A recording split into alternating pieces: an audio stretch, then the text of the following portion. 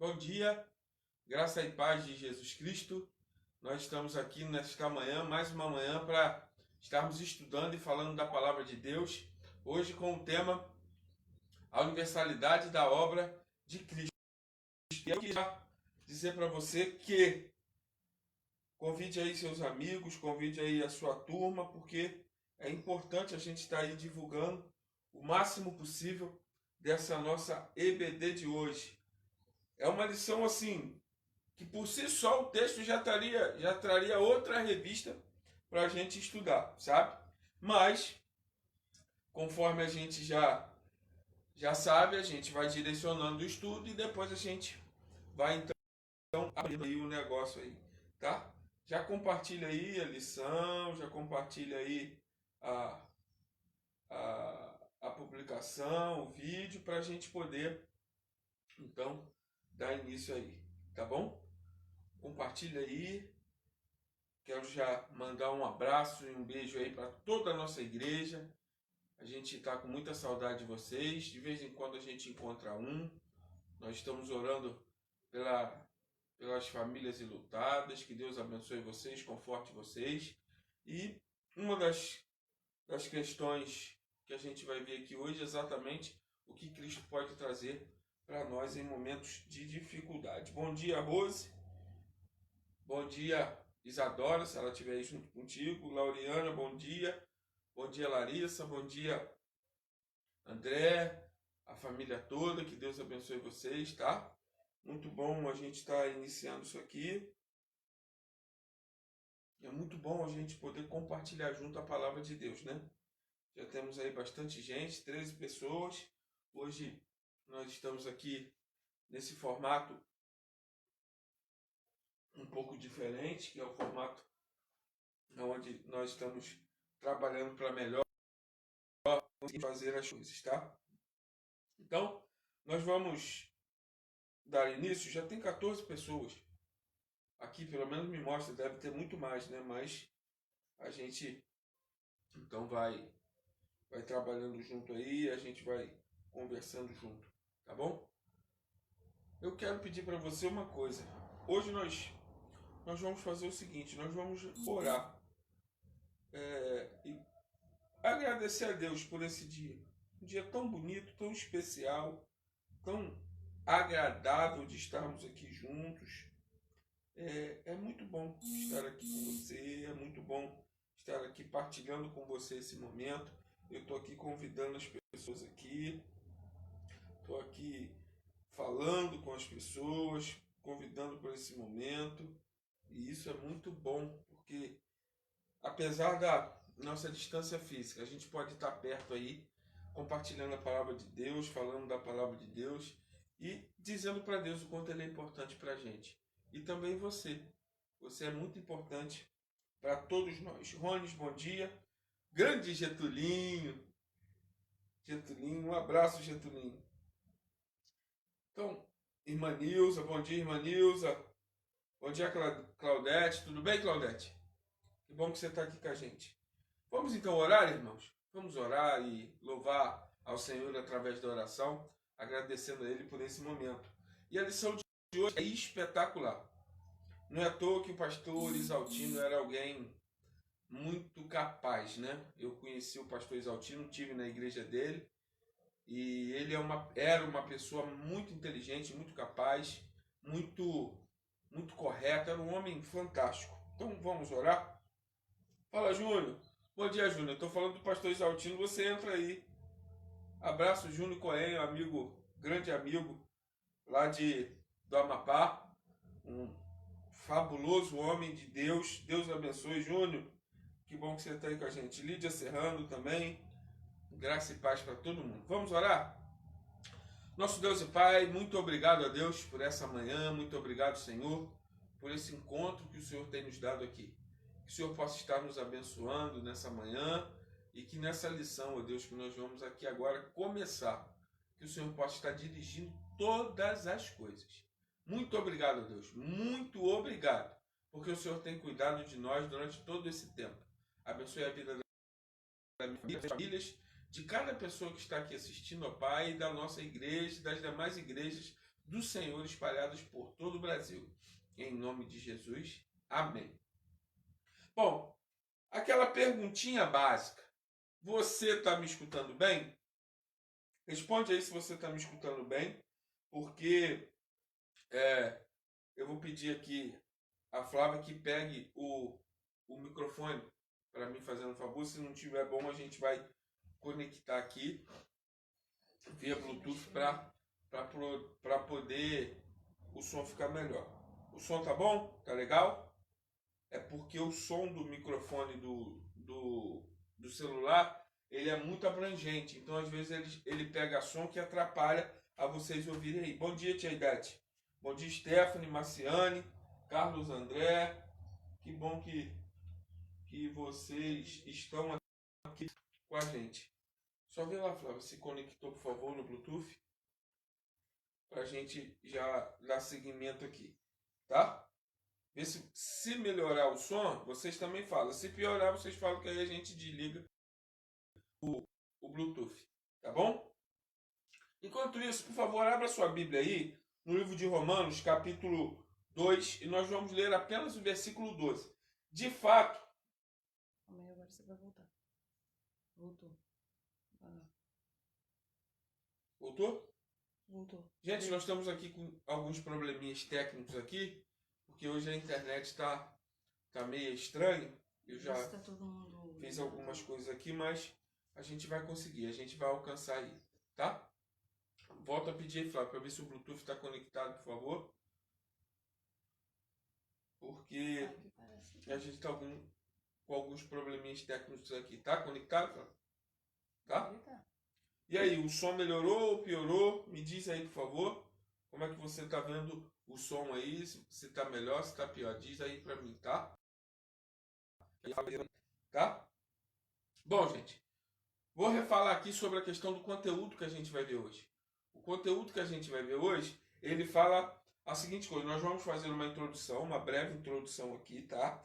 Uma introdução bem rapidinha daquilo que o texto tem a nos dizer, tá? Depois, o que nós vamos fazer? Na verdade, falou que tá melhorando, vira. Tá melhorando o som? Uhum. E aí, agora? Vê se melhorou mais ainda. Tá? Nós vamos fazer outra coisa. O que nós vamos fazer? Nós vamos, então, nós vamos continuar, então, falando para vocês aí, fazer a leitura, a questão daquilo que a revista desenvolve e o famoso pensar e agir, que é aquilo que a gente está desenvolvendo aí como aplicação da lição, tá bom?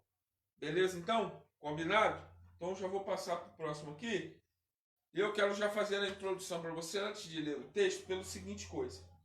O que Paulo propõe aqui, nessa questão aqui, desse tempo em que ele vive e que ele escreve o texto de Romanos, é uma carta à igreja de Roma, ele não estava em Roma.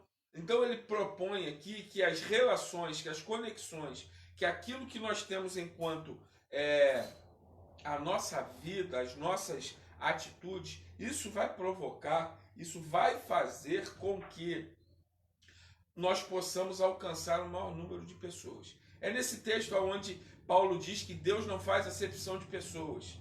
É nesse texto onde Paulo fala a respeito de muitas coisas que a igreja judaica, a igreja de Jerusalém, estava tentando trazer para a igreja gentílica. Então Paulo aqui está ensinando, Paulo aqui está discorrendo, Paulo aqui está mostrando à igreja, de fato, o que esta obra de Cristo faria na vida das pessoas, tá? Então Paulo aqui está falando de rede, de conexão, de link, de partilha, de compartilhar, tá? De que o amor de Deus ele será compartilhado para todas as pessoas. E por isso eu coloco essas imagens aí. Essas imagens que denotam para a gente exatamente a questão das conexões. E nosso tempo é de conexão. Olha como é que nós estamos aqui nos relacionando. Olha aqui como nós estamos nos tratando. Estamos aprendendo nessa manhã através de conexão. Conexão via a uma tecnologia, mas as conexões entre os seres humanos ela é muito importante. Então, das muitas virtudes de Paulo, a maior foi tirar aceita o caminho, que é aquilo que disseram que Paulo era, daquilo que Paulo tinha se convertido, daquilo que Paulo iria perseguir. Lá no capítulo 9 diz que Saulo, sai para perseguir aqueles que eram da religião do caminho, da seita do caminho.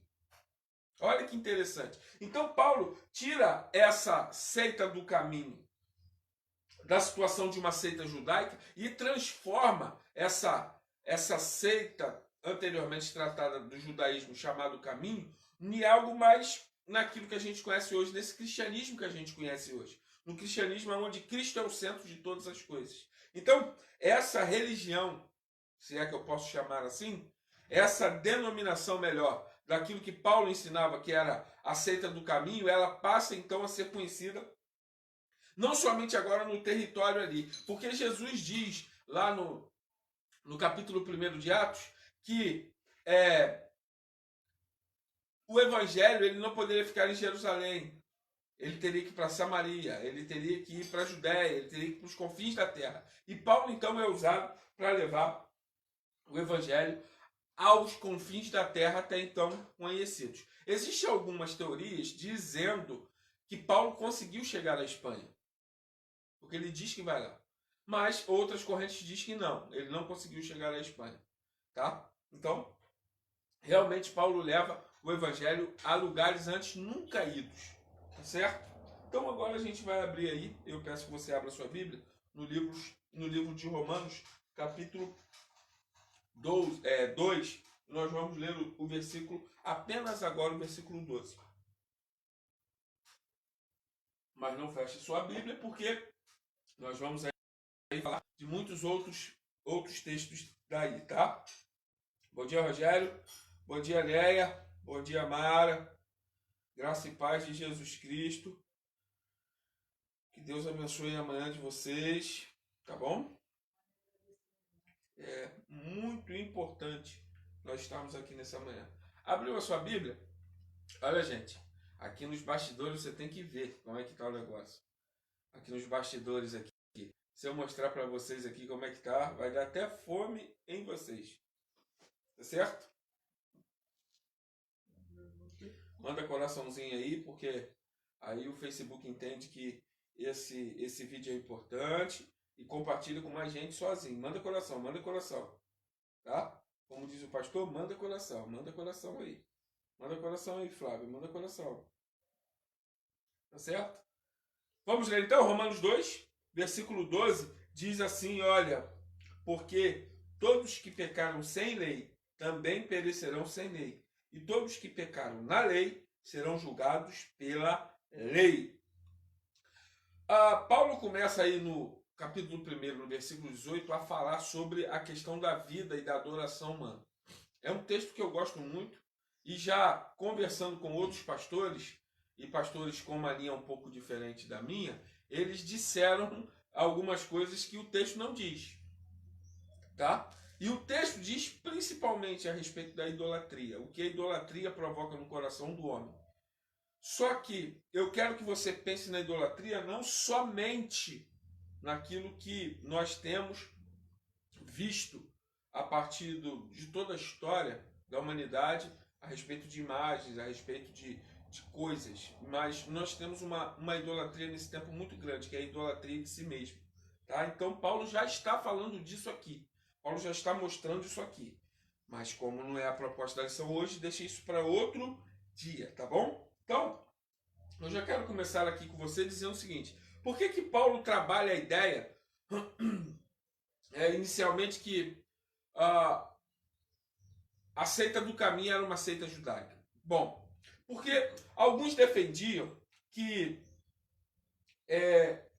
a igreja precisava ainda continuar com alguns ritos judaicos. Ritos de culto, ritos culticos, como a gente chama.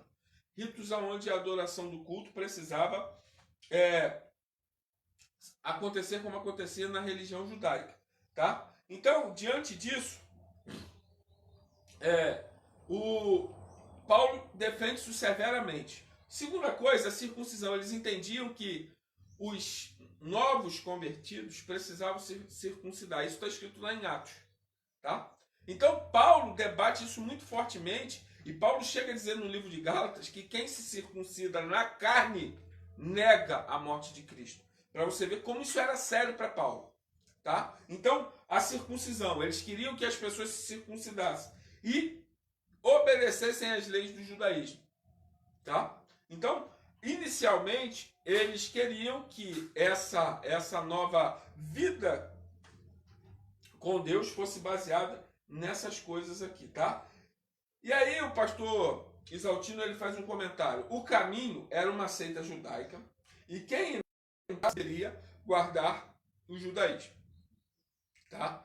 O caminho, lembrando sempre que é a denominação que se dá a estes que agora estão seguindo Jesus, porque Jesus disse que ele era o caminho, a verdade e a vida, tá? Segunda coisa que eu queria dizer para você é o seguinte: a circuncisão como rito religioso anula a obra de Cristo, Gálatas 5:2. Olha como Paulo é severo.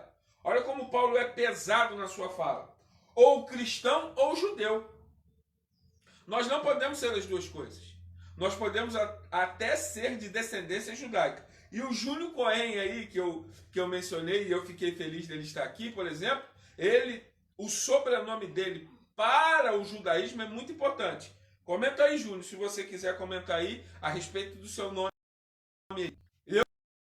Em fevereiro a gente conversou um pouco e ele me contando as histórias da descoberta que tiveram a respeito do nome dele. E olha, é fantástico, uma história fantástica. Se ele quiser, ele conta aí, porque eu não vou contar a história da vida dos outros. Porque, né? Mas se ele quiser contar aí, ele fica à vontade. Então, você pode até ser judeu, mas se você é cristão, você tem que cumprir, você tem que fazer, você tem que viver aquilo que Cristo mandou, não mais o que a religião judaica manda. Ou a salvação pela fé, pela graça por meio da fé em Cristo, e aí nós temos o famoso texto de Paulo em Romanos que diz que o justo viverá pela fé, que ele tira lá de Abacuque, capítulo 2, versículo 4. Então veja, ou nós somos salvos por meio da graça e pela fé, pela graça por meio da fé em Cristo, ou nós acreditamos na salvação pela lei. Não dá para acreditar nas duas coisas. Veja, aqui eu não estou tirando o propósito da lei. Eu estou dizendo que a lei não salva. Aliás, nem no Antigo Testamento a lei salvava. O que salvava no Antigo Testamento era a espera do Cristo que iria vir. E hoje nós somos salvos crendo que o Cristo já veio. É sempre, tudo é a figura de Cristo. Nunca mudou isso na história. Então, ou nós somos cristãos, ou nós somos judeus, tá bom? Ou nós somos da religião judaica. Nós não somos judeus, nós somos cristãos. Nós não somos filhos do Sinai, somos filhos do Calvário. Essa frase do pastor Isaltino está guardadinha aqui no meu coração. Não somos filhos do Sinai, nós somos filhos do Calvário. Foi o Calvário que nos deu a condição de nos tornarmos filhos de Deus. E isso é muito, muito, muito interessante. E aí eu quero já passar para o próximo ponto e falar sobre o Evangelho é para todos. Mas antes eu quero que você coloque aí alguma pergunta. Se você tem alguma pergunta aí a fazer, por favor, nos faça. Você tem alguma pergunta aí a fazer?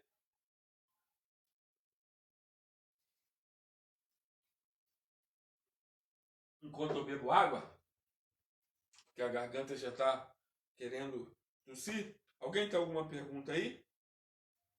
Bom dia, Nazaré. Bom dia, Irene. Bom dia, irmão Celso. Grande mestre, irmão Celso. Minha mãe, Isabel. Que bom que vocês estão aqui com a gente. Alguém tem alguma pergunta aí, gente?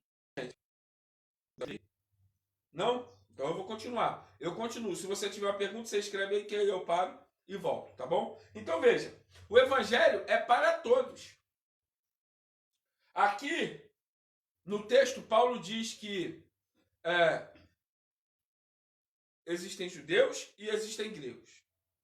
Existem esses dois tipos de pessoas. E aqui, inicialmente, há uma separação geográfica, tá? Ela é de lugar. ela é de etnia, ela é de etnocêntrica, é uma questão de etnia, é uma questão de povo. Essa é a questão dos judeus. A questão dos judeus, inicialmente, é uma questão de povo, porque eles se consideravam, ou se consideram até hoje, um povo separado de Deus. Então, sendo separado de Deus, seria o único povo capaz e ordenado por Deus a se relacionar com ele. Então, os gentios não podiam, não tinham essa possibilidade, tá? Só que nós vamos ver aqui que o evangelho é tanto para judeu quanto para grego. O evangelho é tanto para o judeu quanto para o grego escolhido por Deus. Deus escolheu aqueles a quem ele deveria salvar, tanto em Israel quanto fora de Israel. Tá? Então Deus fez isso para com a nossa vida. Então o evangelho é para todos, tanto para judeus. Por quê? Porque a estes, Paulo diz no texto, foram dados os mistérios, os oráculos de Deus, as profecias de Deus foram dados aos judeus. Por isso o Antigo Testamento. Só que desde o Antigo Testamento Deus diz que salvaria também os gentios. Em Gálatas 3:8 ele diz: em Abraão serão abençoadas todas as nações. Paulo já nos diz em Gálatas 3:8, que foi escrito mais ou menos perto do tempo onde Romanos foi escrito, que aqueles que são gentios serão abençoados por crerem em Jesus por causa da promessa em Abraão, porque lá em Abraão diz, serão benditas em teu nome todas as nações, não fala só de Israel. Outros textos também falam, Deus usou Ciro para ensinar o povo. Ciro, o meu escolhido, Ciro era sírio. Então, a salvação é para todos, para os que receberam oráculos e para aqueles que eram prometidos receberem a salvação, que são os gregos ou os gentios, tá? Nós, que não somos judeus. Povo escolhido para Deus, foi como eu disse. Gentios estão debaixo da condenação do pecado. Só que deixa eu te falar uma coisa, judeus também estão debaixo da condenação do pecado. É o que Paulo está dizendo no texto. Judeus pecaram? Sim. Gentios pecaram? Sim. Todos pecaram, diz Paulo no texto, no capítulo 5. Todos pecaram e carecem da glória de Deus. Todos nós pecamos, todos nós somos condenados pelo pecado. E a única possibilidade de restauração da nossa vida é através de Jesus Cristo. Por isso as boas novas de salvação são para todos ouvirem. São para todos tomarem conhecimento. São para todos que aqueles que creem em Jesus Cristo serem salvos. Então, diante disso, veja que os que creram em Jesus, judeus, foram salvos. E os gentios que creram em Jesus serão salvos. O evangelho de Jesus é para todo mundo. É para todo aquele que crê em Jesus Cristo. Tá? Existem algumas diferenças de interpretações aí, mas, como eu sempre digo, a aula não é de teologia sobre salvação, então a gente vai dizer isso aí, tá bom? Então o evangelho é para todo mundo. Para judeu porque recebeu o oráculo, porque é o povo escolhido. É para os gregos porque desde o Antigo Testamento Deus falava aos judeus de que os gentios seriam salvos, as outras nações. Para onde Jonas foi? Me responde essa pergunta aí no zap.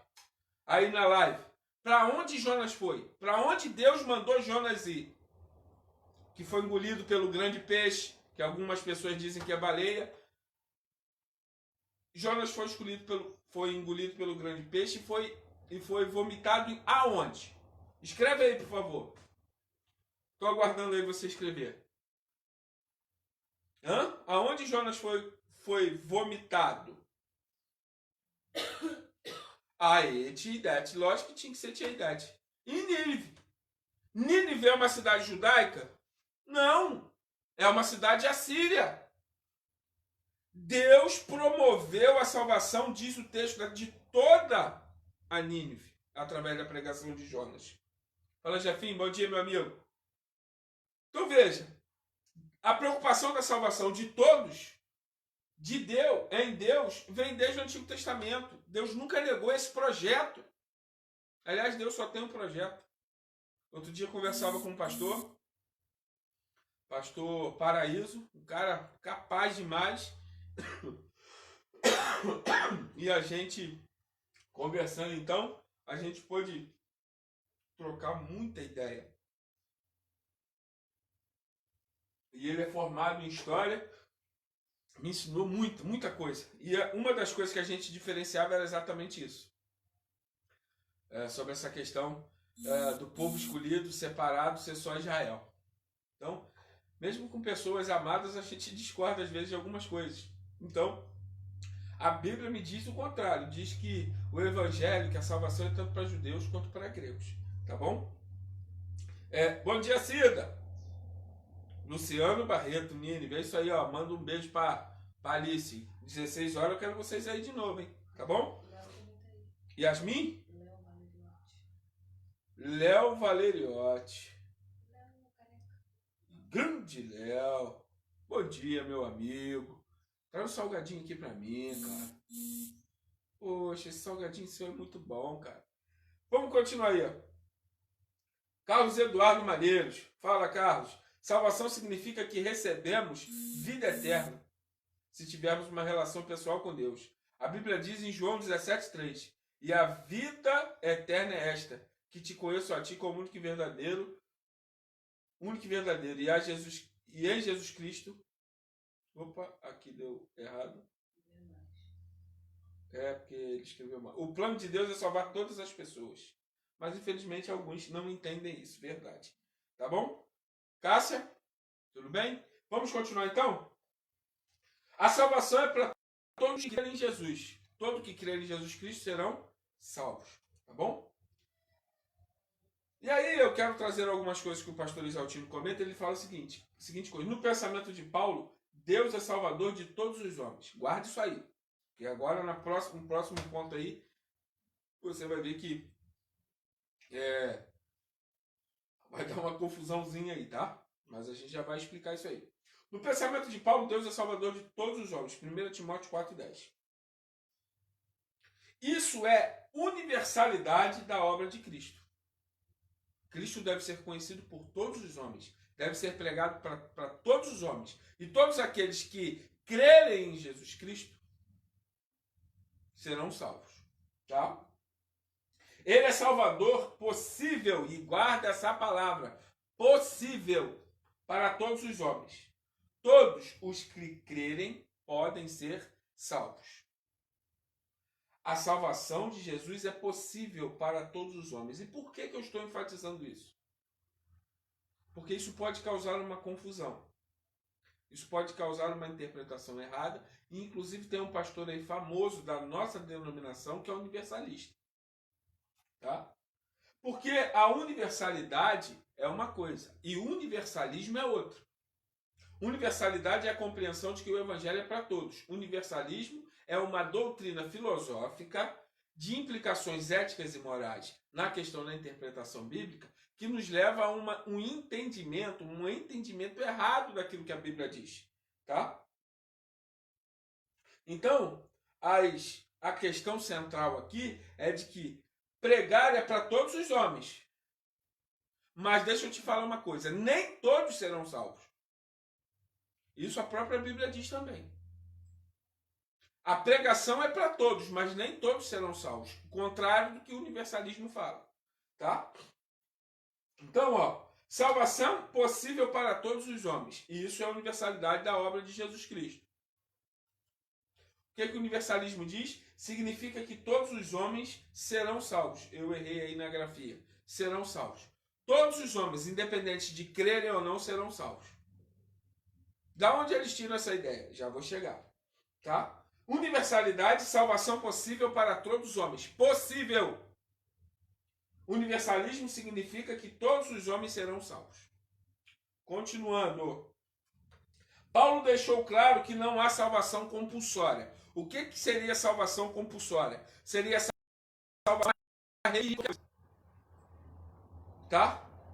Sem antes alguém crer, seria salvo também, que é o que diz o universalismo. A obra de Cristo na cruz redimiu pecados de todos os homens, independentemente. Então o que o universalismo diz?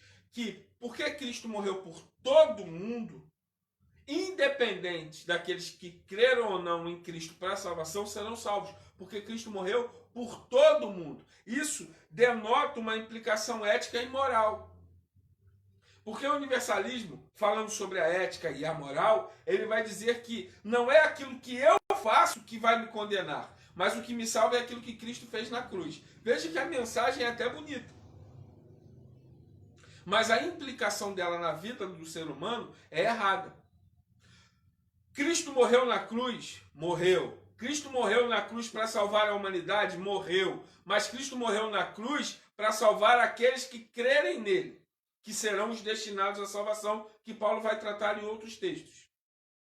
O universalismo diz que se Cristo morreu na cruz, e se ele morreu por todos os homens serão salvos indiscriminadamente. Ou seja, salvação compulsória. Uma salvação que acontece à revelia da tua vontade. Tá? A revelia das questões da sua cabeça, do seu entendimento. Seria como te pegar pela mão e te levar para um lugar onde você não quer ir.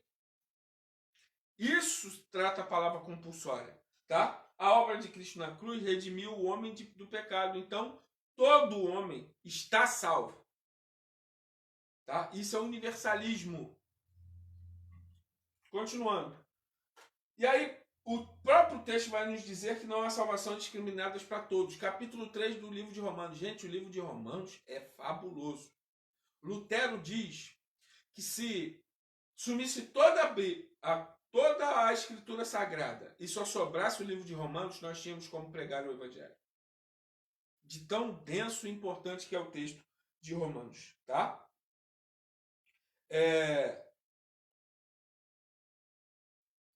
Tem gente escrevendo aqui, ó. Acreditar que todos serão salvos anula o sacrifício de Jesus na cruz. Verdade. É salvação por causa disso aí, tia. A salvação só é possível ao que crê.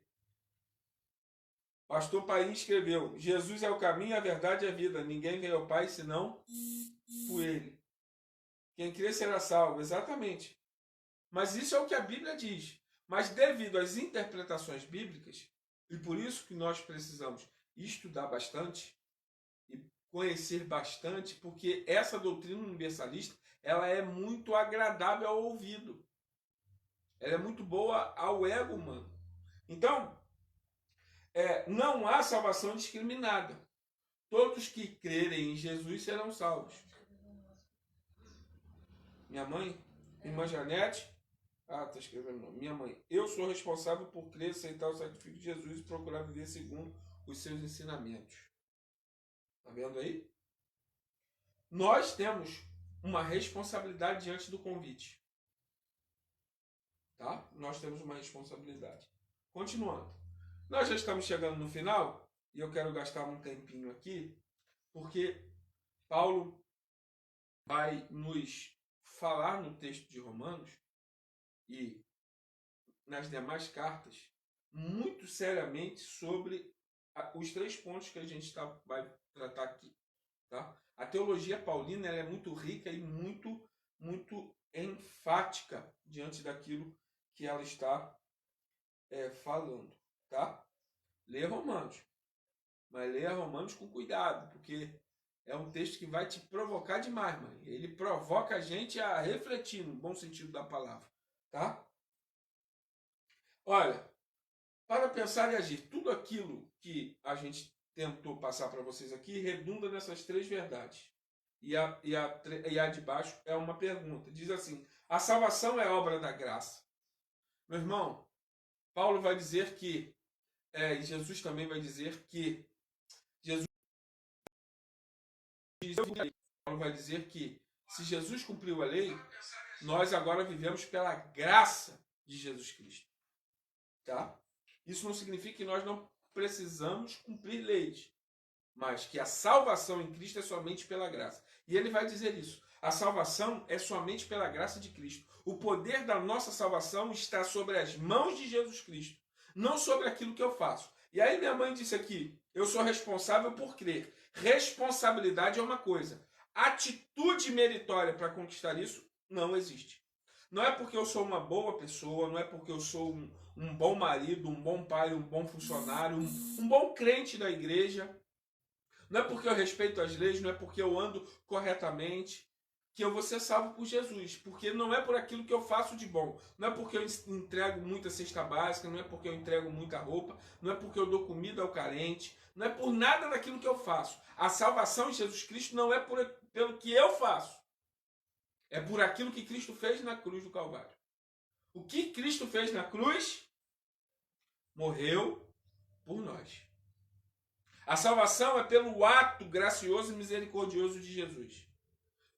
E aí um amigo muito inteligente, minha mãe até conhece ele, eu esqueci o nome dele, eu vou lembrar aqui. Ele disse para mim a seguinte coisa. Ele disse que misericórdia é o ato divino de não recebermos aquilo que a gente merecia. Misericórdia é o ato de nós não recebermos em nós aquilo que a gente merecia. Pegou aí? Quer anotar aí? Então, quer que eu repita? Flávia vai escrever aí. Para ficar gravadinho aí. Tá? Posso falar, Flávia? Olha só. Misericórdia é o ato divino de não recebermos em nós aquilo que a gente merecia do pecado.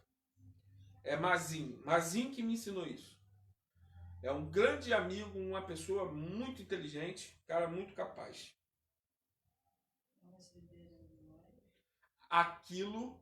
Misericórdia é não receber em nós aquilo que estava destinado a nós, a ira de Deus.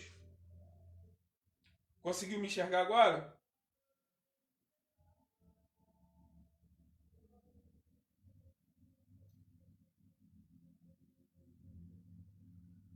Melhorou o som? Então deve ser a internet de vocês aí, tá, gente? Porque pode acontecer isso, tá? Colocou, Flávio?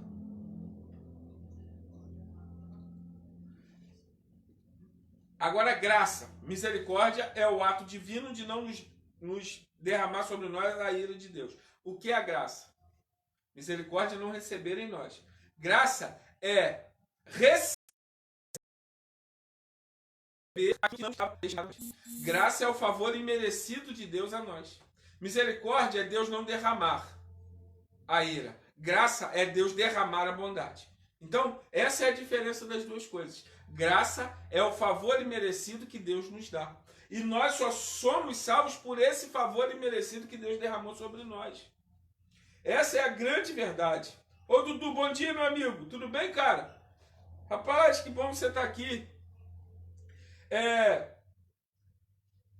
Graça, escreveu aí, Flávia. Graça é o favor imerecido de Deus sobre nós. É o recebimento do favor imerecido de Deus sobre nós. Isso, minha mãe escreveu bem aí. Ó. Misericórdia é o ato divino de não recebermos em nós aquilo que merecemos. Graça é o ato divino de receber em nós aquilo que não merecemos. É isso aí, mãe. Obrigado pela ajuda aí. Tá? Obrigadão pela ajuda aí. É isso aí.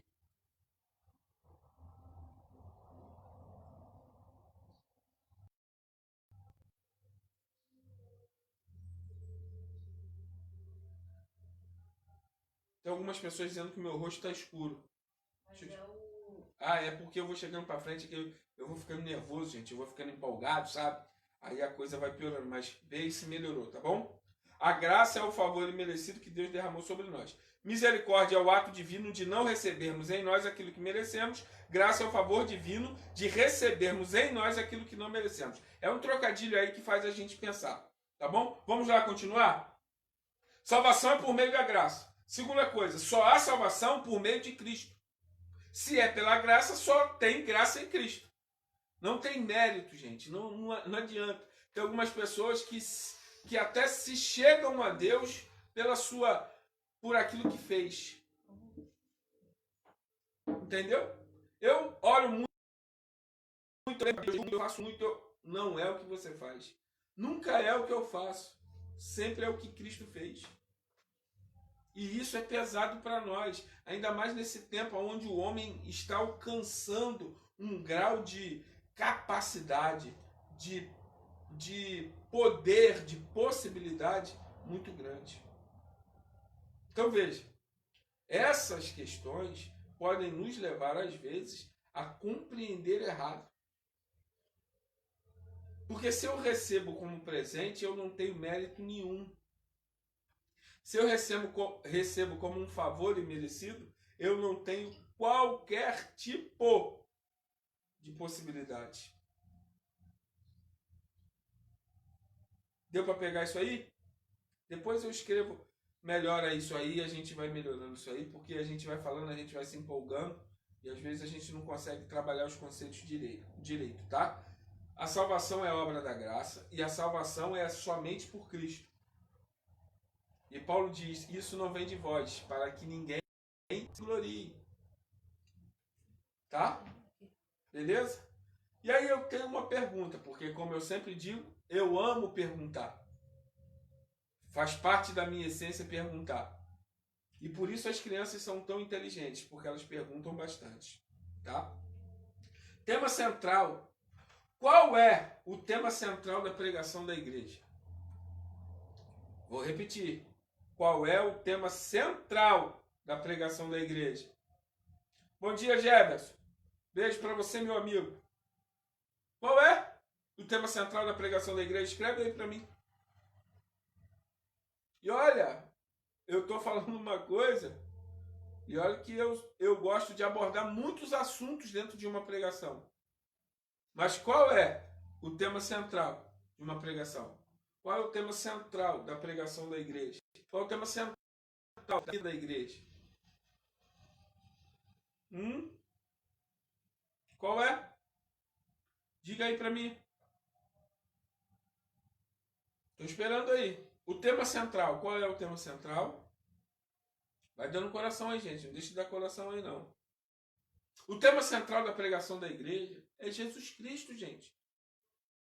Sabe por que eu estou dizendo isso? E isso o pastor Isaltino comenta num livro dele que eu li, inclusive foi tema do meu trabalho de monografia do seminário, Neopentecostalismo. Ele diz que hoje, nesse livro ele diz, e aqui na lição também ele diz, que hoje nós temos trazido para dentro do culto das nossas igrejas, dentro para a liturgia cultica das nossas denominações, elementos judaicos para dentro do culto. Aquilo que Paulo diz para não fazer, nós estamos fazendo hoje.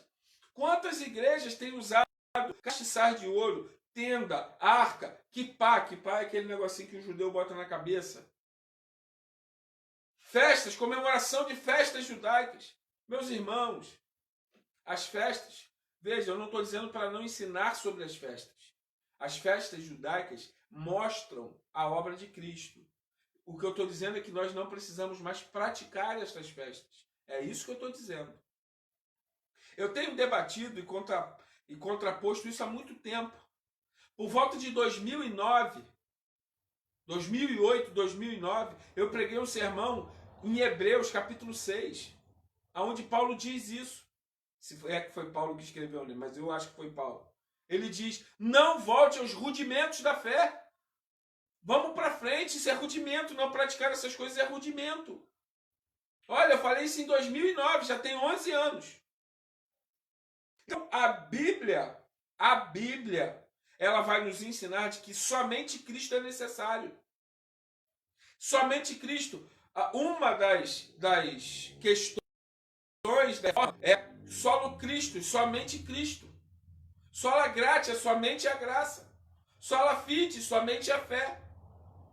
Veja que o nosso conhecimento teológico ele já vem baseado nisso. Somente Cristo, somente a fé e somente a graça. Somente a Escritura. Olha como as questões já são nos colocadas desde muito tempo. Nós não precisamos mais cultuar a Deus como os judeus cultuavam. Nós precisamos amar a Deus de todo o nosso coração, de todo o nosso entendimento, assim como esse povo também o ama. Mas a relação cultica não é necessária. Pastor, uma pergunta. Igreja ou seita? As que utilizam rudimentos. Veja, existem denominações propriamente ditas, já históricas, que utilizam, mas existem seitas religiosas também. Eu tenho alguns conceitos sobre seita que algumas pessoas não gostam, de determinadas igrejas, que se dizem igrejas, que para mim são seitas. Tá? Mas isso é conversa para outro dia. Mas não é porque eu fiz que eu me tornei uma seita. Mas eu posso me tornar devido a essa prática. Tá bom? Se o tema central é Cristo, eu não preciso, e aí é um debate que eu já tive aí com vários pastores, e olha que eu estou me aprofundando no conhecimento, tá? Mas, por exemplo, nós estamos aí cheios de púlpito com os pastores pregando coach, dizendo, você vai vencer, você tem poder, você tem isso. Você não tem nada, sem Cristo nós não somos nada. Mas não é porque eu não devo pregar dessa forma que eu não preciso conhecer, não é isso que eu estou dizendo. Aliás, a mente desses treinadores é muito interessante. E eu tenho estudado um pouco sobre isso, me mostrando o poder da aplicação do conhecimento.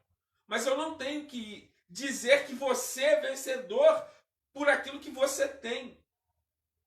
Você é vencedor por causa de Jesus Cristo de Nazaré. E essa é a glória do nosso Senhor. Nós somos o que somos porque Cristo mora em nós. E somente por isso. Porque tudo é por meio de Cristo.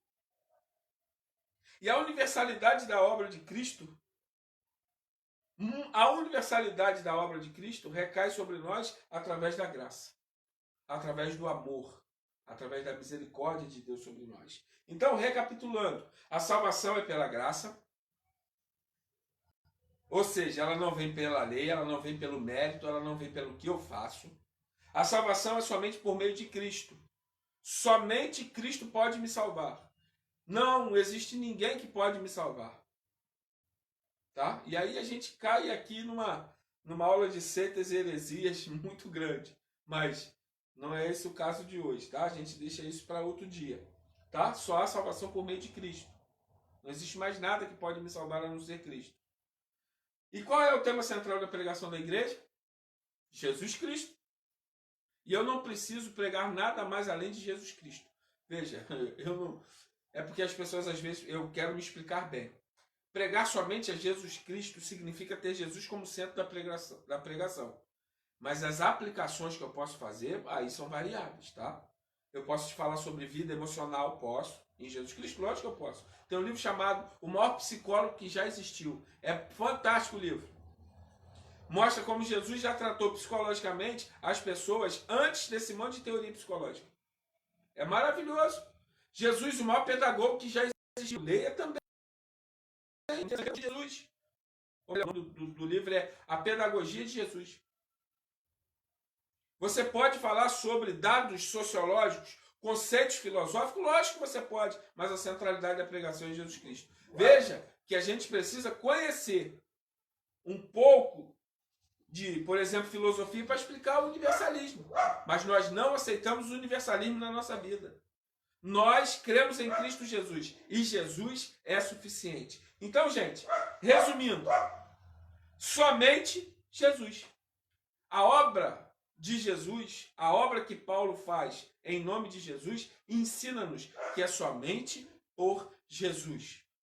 Nós não precisamos de mais nada, somente de Jesus de Nazaré. E eu quero te agradecer. Obrigadão por você estar aqui com a gente. Obrigado por esse povo lindo, amado do meu coração que esteve aí, tá? E agora nós vamos ter, como o Jefinho disse, um louvor de primeira qualidade, tá bom? E logo após, então, o louvor, o nosso pastor vai estar pregando, nos trazendo uma palavra aí para o nosso coração, logicamente complementando muita coisa para esse nosso dia. Lembrando também que às 16 horas tem a EBD Connect Kit, tá certo? Com o tema Não dê um Ctrl Alt Del na sua vida. Gostou do tema? Não dê um Ctrl Alt Del na sua vida. Sabe por que você não deve dar um Ctrl Alt Del na sua vida? Porque sua vida tem valor. Sua vida é preciosa para o Senhor. Amém. Às 19 horas nós temos, então, o que aí está escrito? Posso enviar, se alguém desejar, online. Está lendo a revista. É a revista, mãe? Ou um livro. Jesus, o maior psicólogo que já existiu, ou pedagogo? Jesus. A pedagogia de Jesus. Tem esses dois. Tem muitos outros. Dá licença rapidinho. São uma série de 5 livros de Augusto Cury. Esses livros são fantásticos. Falando sobre a inteligência de Jesus. Sobre as emoções de Jesus. Augusto Cury é psiquiatra. Gente, é fantástico esse livro. Eu preguei uma série de sermão em um livro desse na Cristolândia, que acontecia aqui na Cachoeira dos Bagres, em Rio Bonito. Olha, foi lindo, lindo, lindo. Gente chorando, gente adorando o Senhor, gente de fato ao Senhor. A questão da inteligência de Jesus, das emoções de Jesus. Então, tem muita coisa boa. Nós precisamos estudar para a gente crescer. Tá bom? Gente, beijo para vocês. Deus abençoe, tá? E não saia daí. Não saia daí. Porque daqui a pouco vai começar o louvor. Daqui a pouco começa o nosso culto. Tá bom? E eu quero dizer uma coisa para vocês. Ontem eu fui convidado para fazer uma live lá no Japão. Lá no Japão. Um amigo meu que é pastor, estudou comigo lá no Japão, nos convidou para fazer essa live porque tem estudado junto com a gente. E olha que benção. Lá no Japão a gente está sendo assistido. Lá do outro lado do mundo. Lá agora são 10 horas da noite. E ele está lá assistindo com a gente. Beijo para vocês. Deus te abençoe. Graça e paz e que o seu dia seja abençoado em nome de Jesus. Tá bom? Não saia daí. Ou melhor, saia dessa live e entra na live aí do louvor, porque vai acontecer lá na casa de Jefinho. Depois, o sermão acontece cá na casa do pastor no Grivale. É a Igreja Batista do Parque Indiano conectado através da tecnologia para abençoar a vida de todos os irmãos, tá bom? Aí, o Luiz comentando aí, tá vendo? Luiz Takahashi. É isso mesmo, ele escreveu aí, Tá vendo aí? Luiz, um grande abraço para você. E o Luiz tem feito um estudo no livro de Tiago. Eu tenho assistido também. Só que ele começa sempre em torno de 10, 10 e meia da noite. Por quê? Porque lá é 10 horas da manhã. Não é isso, Luiz? E abração para todo mundo. Um beijão para vocês e que Deus abençoe a vida de vocês. Tá bom? Tchau.